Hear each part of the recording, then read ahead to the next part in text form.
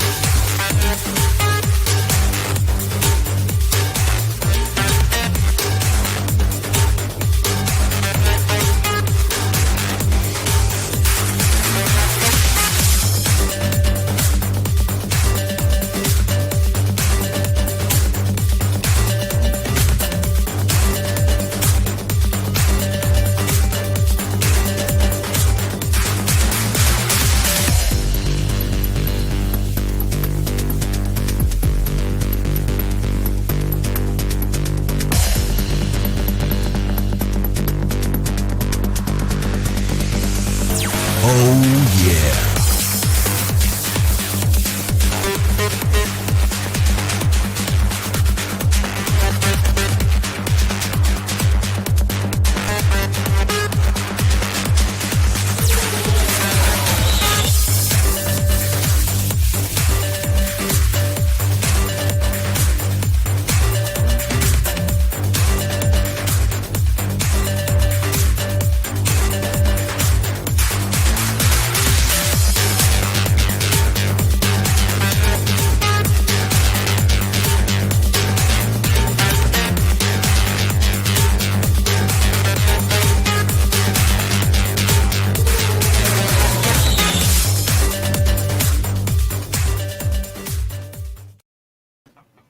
Good evening, everybody. This is Karen Donovan coming to you from the GNW show to bring you a little fun for your week and a smile for your face. And I thank you for joining us tonight. We introduced a little bit of positive energy in the beginning. That was my rendition of it. I think it had something to do with money, but I think very positively of money, though I don't love money, but I love what money brings to us. Tonight, we're going to be talking about how to combat negative energy. So stay tuned for our segment, Secrets of a Happy Life, and strategies for a happy life, too.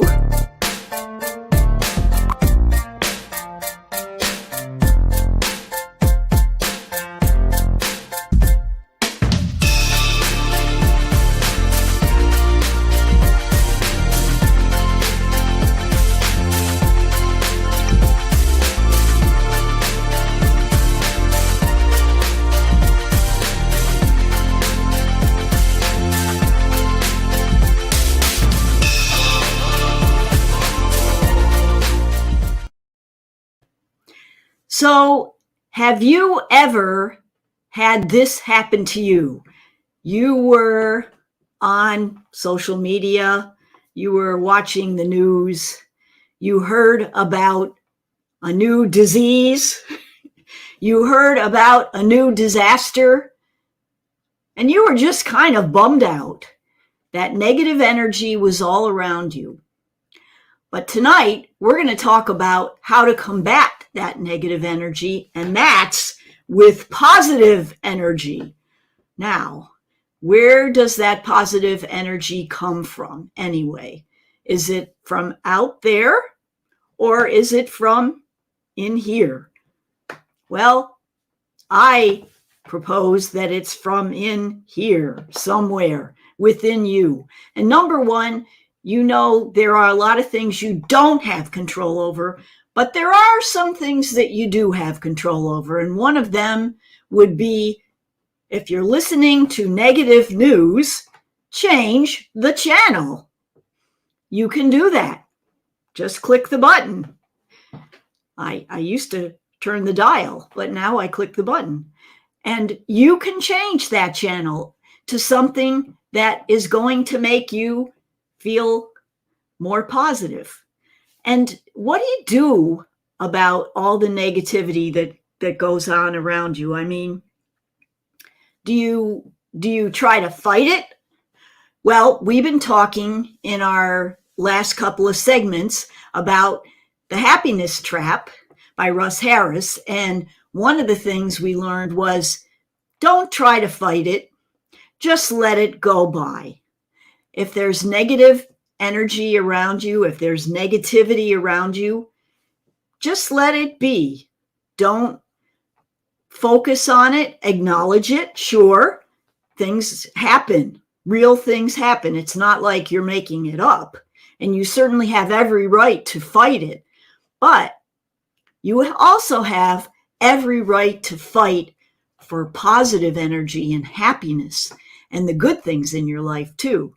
And that's what we're talking about tonight. So if you were to think about how would I act differently if, here we go, here's some suggestions.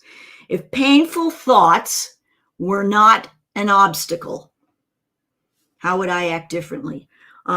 What projects would I start if I had the energy, that positive energy? Okay. What about if fear were not an issue? What would I do? What would I do with my life? What would I do with my day? A lot of things like that. And last but not least, if thoughts of failure didn't deter me, what would I attempt? So those are some things to think about. And then we go to the other side of the issue, which are, well, okay, how do I get there? How do I enjoy some of those positive thoughts? Well, I mean, you can go back to the cartoon and, think happy thoughts, but sometimes that's not so easy to do, right? I mean, if you're feeling bummed out, happy thoughts, you get mad, when there's a happy thought. But let's talk about some things that you can do. First of all, is focus on the good stuff. Look for the things that are going to make you happy. Now, people say to me, what possessed you to do the Good News Wednesday show in the first place? And I say, well, I looked around me and I thought, the pandemic had started and there was a show that gave me an idea. And that was, of course, Some Good News with John Krasinski. And I thought, that's really cool. And then I thought, well, I'm already doing a little something announcing like the trivia winners on Wednesdays and so on. Why don't I combine those? And so I just took those two ideas, put them together, came up with the Good News Wednesday show. And it will be almost 2 years in February that we've been doing the show. And I know I'm not on national TV, but Some Good News only lasted for a year. And then they kind of went down. But, the thing is the positivity is there. The ideas are there. And all we have to do is harness the ideas that, get us excited. What is it? What witty thought, concept, or idea gets you excited? What can you focus on? There has to be in every day, as much as there are the bad channels coming on and playing, there is a good thought in there somewhere that you could latch onto. And that could be the thing that causes your positive energy to come back. And, I'm talking about positive energy in a loose sense because, you really don't have any control of a lot of things. But if you think about it, you can do something or come up with something creative to make that positive energy latch on and hold on until you can get through the rough spots. One of the things that people say, they talk about a gratitude journal, for example, and thinking about things that they're thankful for. Some people talk about helping one other person that might be less fortunate than they are. And when they see the smile on that person's face, boom, all their problems seem to minimize in comparison, right? Our favorite house person that we talk about sometimes on our real estate corner, Marie Kondo, and how you can tidy your house, is what sparks joy. Find something that sparks joy, even something small like how to fold your socks or your shirt.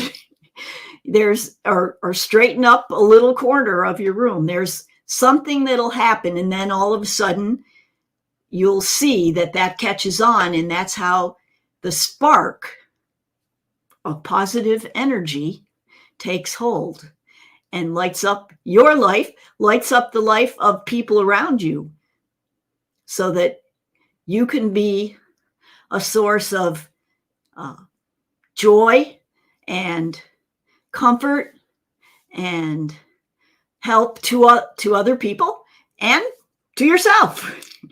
Okay, so that's a little strategy tonight on positive energy and how to combat that negative energy that's all around us. And don't forget, if something doesn't spark joy, just change the channel. And that's our thought for this evening. And now on to a burning question that you may have had.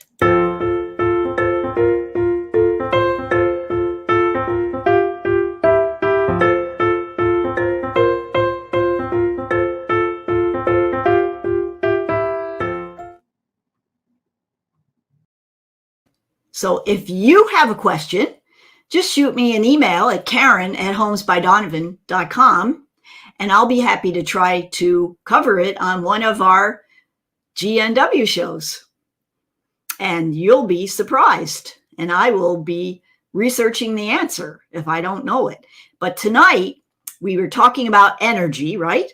And so how about 22 ways to save energy in 2022? I thought that was pretty cool.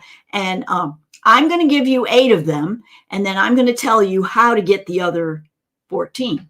Okay, here we go. So first of all, here's some cool ones, and some of them I knew, some of them I didn't really think about before, but maybe some you knew, and I'm sorry if I bore you, but hopefully there'll be one in there that just says, oh yeah, that's a great way to save energy. How about now, most people, a lot of people don't have ceiling fans anymore, but if you still do have ceiling fans, you know that if you reverse the ceiling fan in the winter when it's cold, like it's been a little bit, and you put it running counterclockwise, very slowly, it pushes the hot air down from the ceiling and saves energy in the room. Of course, in the summer, you're going to do the reverse. You're going to run it clockwise and faster, and that makes the room feel cooler. Number 2, upgrade to a smart thermostat. Now, I've done this on my homes and my rental properties, etc. And I find that, I've been using the Nest thermostats along with some cameras and so on outside, and it works really well. And I actually just made a discovery about like dual heat and air setting, and you cannot do this from the thermostat, but you can do it from the app on your phone. So go figure. That's how we figured it out. But anyway, those are really cool. They can save a lot of energy, and there's all kinds of settings for, an energy setting and being away from home, and then when you're there, and instead of fighting back and forth all the time, like my husband and I, we finally hit a compromise, and we've got that smart thermostat set. So try that. Save some energy.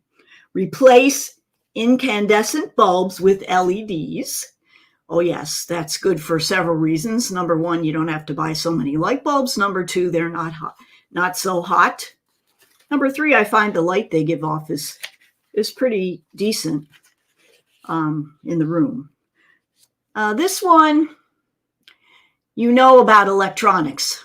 Number 4, if you're going to be away, do not leave electronics plugged in that you will not be using, because they drain energy even when they're turned off. And what you can do is put them on a big extension with multiple receptacles, like a surge protector, and then you can just flip the switch when you leave and turn them all off at once. So you don't have to be unplugging them each one at a time. I fight with people about number 5, but you've seen the commercial on TV. I do it every night. Wash your dishes with your dishwasher every night, and do not hand wash them. The amount of water that you use with the dishwasher once a day is so minimal compared to washing them by hand and putting them in a dish drainer. Not to mention the time that it takes to do that, and the sanitary aspect of it. So use your dishwasher and save water. Number 6, this is a hard one for me because I have one of these. A heating or air conditioning system that is 15 to 20 years old, especially an air conditioning system. When it gets to be that age, it's outdated. It's using way more electricity and energy than a newer, more economic model, and it should be replaced. Hate to think of it, but I've got one and it's still running good, but I'm sure it's using a lot more energy than we need to spend. So that's that one. Home insulation, number 7. Check with your utility company. Sometimes they give you a discount for having insulation blown in. And number 8, install lights with sensors. Don't leave the outdoor lights on all night. Those spotlights, those floodlights, they use up a bunch of energy. If you use the sensors, they go on and off. All right, so those are the 8 that I thought were great, but there's some more in those other 14. And if you would like the other 14, and you just can't wait, there is a link in the description of tonight's episode, and just click on there and it'll take you right to the 22 energy saving tips for 2022. It'll be in Facebook and YouTube. YouTube will be in the comments, and Facebook will be in the chat or the description of when the show is coming on. Now, speaking of that, please, if you enjoy the show, or you even sort of like the show, please click like if you're on Facebook, and click the red bell so you'll be reminded of the next time we're on. And if you're on YouTube, please subscribe to our channel and leave comments. I would love to know what you think, and constructive comments are always welcome.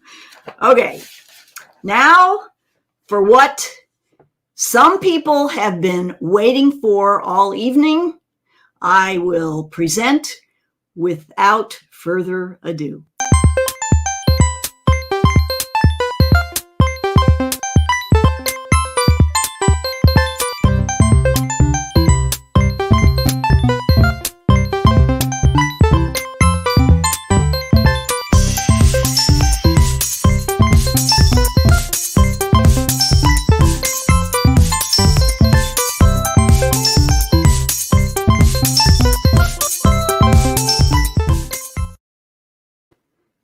is our weekly trivia question. And you say, Karen, how can I get this in advance so I can get the answer correct? I say, send me an email at karen@homesbydonovan.com, and I'll be happy to send you our Monday morning wake up newsletter. And in there is an entry form with the question, and you can put in your answer and send it in. And I will respond and tell you if you have the right one or not. Let's see how smart you are. And if you would like that newsletter, again, just send me an email at karen@homesbydonovan, and Monday morning wake up comes to you in your inbox. No charge and no obligation. If you don't like it after you've read it a couple times, why, just let me know. And we like to inspire people. We have a little inspirational piece and some interesting information, some Monday morning music inspiration, and a question for the week. This week's was, which word is spelled incorrectly in every dictionary? You know what it is? It's incorrectly. Oh, yes, we'll get you going. Now, the trivia question, however, provides a little more food for thought and also gives you some information that you may not have known. I've learned a lot of things by doing these trivia questions. This evening's question is about energy. You know, we're talking about energy tonight. And the question is what sport requires the most energy? Based on such requirements as endurance, strength, power, hand-eye coordination, durability, and analytic aptitude. So that's a tall order, right? Now, here are your choices. A, gymnastics, B, soccer, C, billiards, or D, boxing. That's a tough one. Well, billiards, I don't know. I mean, you need some good hand-eye coordination for billiards, but I'm not sure that you need so much in the way of endurance, strength, and power, maybe. So no, that's not the answer. Then there is soccer. Okay, that's pretty good. I mean, you need endurance, and you need hand-eye coordination, durability, analytic aptitude. Yep, you do. But let's think about the other ones. Gymnastics. Whoa. Now, gymnastics could be the answer, coming from a former gymnast once upon a time. Hand-eye coordination, power, strength, analytic aptitude. Now, then we have boxing. Let's think about boxing. A boxer really requires endurance, strength, power, hand-eye coordination, durability, and analytic aptitude. And the answer is D, boxing. So if you guessed correctly, and I get people that send me texts, emails, and everything. I love it. And I've had several people this week that were very, very smart, and they guessed the answer. So it is D, boxing is the one that requires the most energy. All right. So now we've solved all your problems for this evening, and we've given you some positive energy to utilize for the rest of your week. We hope that you stay safe, that you are careful out there these days.